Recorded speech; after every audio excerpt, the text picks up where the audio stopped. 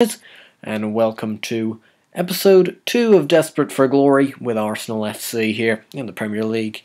And I bring you back here on the 17th of August 2013 for the first game of the Premier League season, which coincidentally is at home to Tottenham Hotspur. Arsenal's big rivals, big London rivals. And this first game of my management career as Arsenal. This could make me a hero in a matter of seconds, or it could make me a villain in a matter of seconds. But anyway, we are going to go over the pre-season transfers, where I did make a few moves, I have to say. More than I maybe should have, could have, I don't know. Let a couple of guys go, brought in a fair amount of 5 players, 21.8 million. Anyway, on the outs though, we got Yaya Sanogo, Park Chu-young, or Yaya Sanogo, sorry, going out on loan. Park Chu-young going to Ruben for 2.6. Gnabry, Hector Bellerin, and Chupa Akpon all going on loans, and Frimpong out for 2 million. So, like these guys, Park Chu-young and Frimpong, they just weren't going to cut it, were they?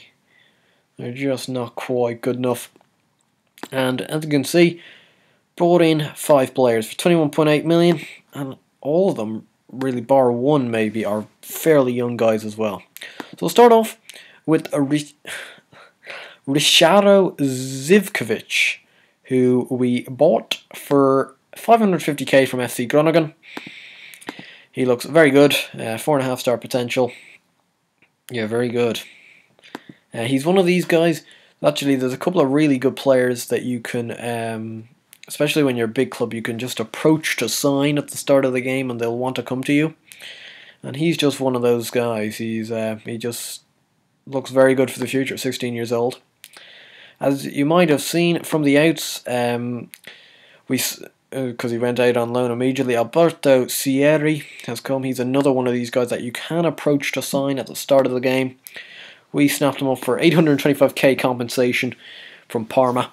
And he's gone out to Inverness, Cali Thistle in the Scottish Premiership, which would be a good test. He's already scored 1 goal within 2 games there. Then the biggest move of the window was Sebastian Corchia for 8.25 million. Now this guy probably won't even be starting that much this year, because he's not great at the moment, but he's renowned to be good on FM, Corchia. He's been good in previous football managers. As you can see, Sanya is a better player than him, but Sanya is 30 years old now. He's getting on a bit, and Corchia's just a younger, possibly better version, but he is our second best right back. So like in this situation, if we had another right back alongside Sanya, I would probably loan Corchia out, but as he's our second right back, I'm keeping him around, and I will give him a fair bit of game time, but just probably won't be a first team starter most of the time. And probably the big signing, 8 million, so just below the Corchia deal, was Eder Alvarez Balanta, who, if you don't know, is one of these guys with minus 10 potential. I think that's what they say. I don't really understand the minus 10 potential, but it's only given to a select few players, and these are the guys that are most likely going to turn into the best players in the world. So I think this year there's only 3 of them, and one's Balanta, one's Paul Pogba, and one is Marquinhos from PSG. I think they're the 3. And he looks very good as a centre back and can also play left back, so that kind of sorts out my left back problems as well, alongside being a good cover for centre back. So he's the ideal player to bring in. And then this guy probably we could have got on without him, but I think for 4.2 million, very cheap wages as well. I just saw him on the transfer list. I couldn't pass him by. Fernando from Porto. He's just an all-round excellent defensive midfielder. He's just going to win you those tackles that you need. He's going to play either anchorman or ball-winning midfielder in defensive mid. And he's got those sort of stats. Anchorman, 14, 15, 16, 17, 14, 11, 17, 18, 18, 13. Like, that is just excellent for anchorman. He's got all the positive stats you want from a guy like that. Physically very good, mentally very good, defensively very good. Excellent player, and for 4.2 million and to only be on 12 grand a week, I think that's a very good bit of business.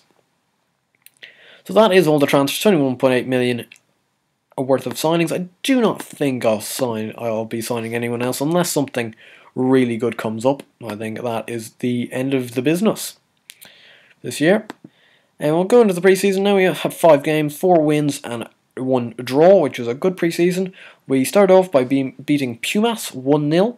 Mesut Ozil with the goal. We beat Slask 3-1. Flamini, Park Ju-young and an own goal. We drew 2-2 with AZ Alkmaar in Holland. Balanta with an own goal, Giroud and Cazorla scoring. We beat Istanbul BBSK 2-0. Fernando with an injury, Ozil with an injury, Podolski and Cazorla with goals. And then last but not least, we played the under-18s and smashed them 8-0. Koscielny, Balanta, Ozil, Giroud with 2, Podolski with 2 and Walcott with 1. So a convincing win to finish off there. As you can see, we've got the Spurs game here. We have drawn a Red Bull Salzburg in the Champions League best playoff first leg, which should be winnable.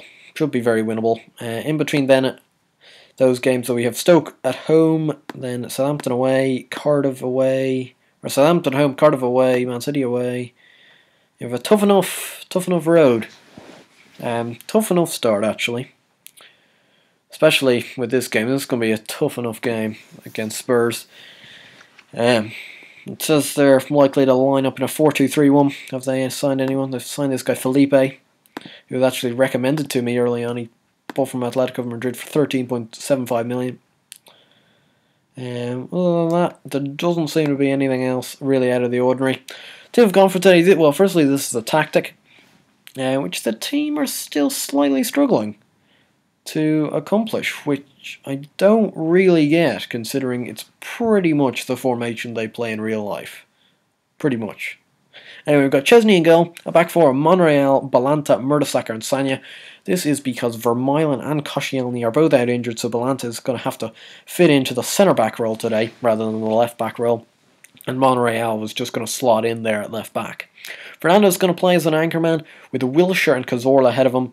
Of course, with Fernando being a very good anchorman, we can give these two guys more license to get up, so Wilshere is a deep-line playmaker and Cazorla is an advanced playmaker, but we can afford for both of these guys to be playmakers as we've got a ball-winning midfielder in Fernando behind them.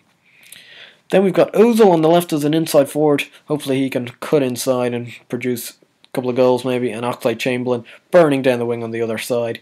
And we've got Theo Walcott up front as a poacher. This is because Giroud has only got 81% condition. He's overall very tired. And Nicholas Bentner is also injured. No! Which is a shame. So I did pick Walcott over Podolski. On the bench we have Fabianski, Corchia, Ramsey, Podolski, Gibbs, Arteta and Rosicky. No spot. Viviano is out injured. He actually picked up a 5 to 6 week injury in pre-season. Bar the injured guys, Giroud misses out, as I said. Flamini is also knackered. Miachi and Carl Jenkinson all miss out. So, yeah, I suppose we should just get into it. So, here at the Emirates, they are playing a 4-2-3-1 as expected. We're just going to put these on goals.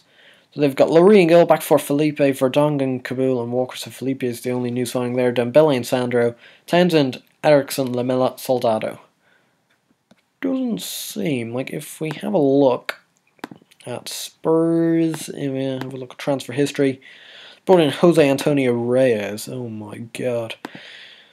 The former Arsenal man himself, but he's picked up a 3 to 4 month injury, obviously in pre-season, which isn't great for them. Bit of a downer. Your new signing picks up like a 3 to 4 month injury before he even plays a proper game for the club. I suspect they're fairly annoyed about that. But here's Per Mertesacker, and he's hit the crossbar there. That's a bit disappointing. That could have been a really ideal start here to the season.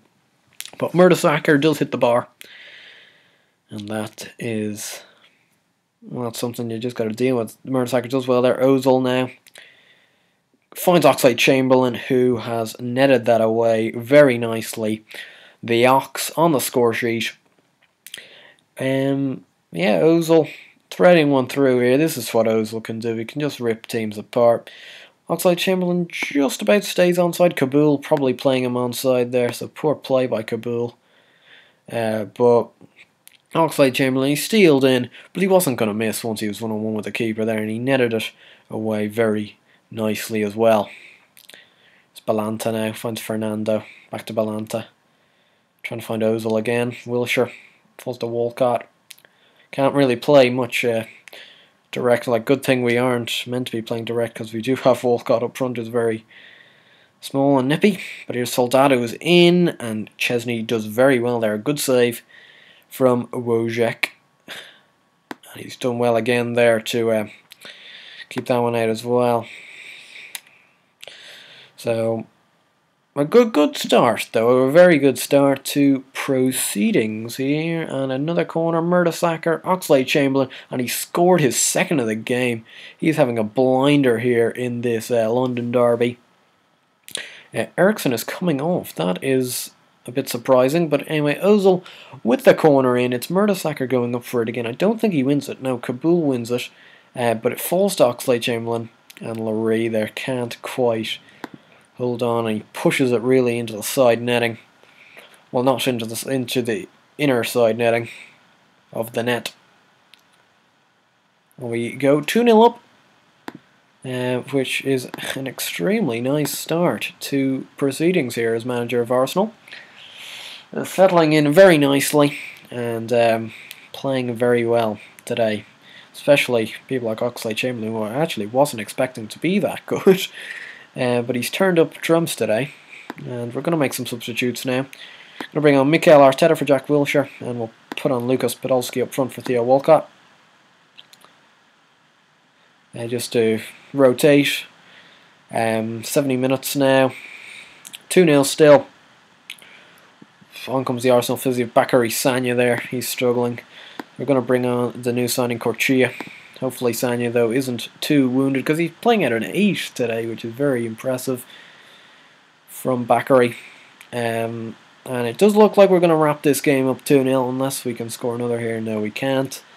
So it's a very, very nice way to start off proceedings here in this Desperate for Glory series with Arsenal, because if you lose those sort of games early on, that's not a very good sign, like especially against the rivals, and it won't help the board confidence. But instead, the board will be very happy with that, and they'll be pleased that we could get one over our London rivals, Spurs. So the next live commentary is going to be the Chelsea game, so another London derby around, this time at the start of October. In between then and now, we've got Red Bull Salzburg, as I said, Stoke, Red Bull Salzburg again, Southampton, Cardiff, Man City, the Capital One Cup third round, Aston Villa, and then Chelsea. If you did like this video, or if you did enjoy this video, please give it a like and subscribe to the channel. I'll catch you guys later. Bye.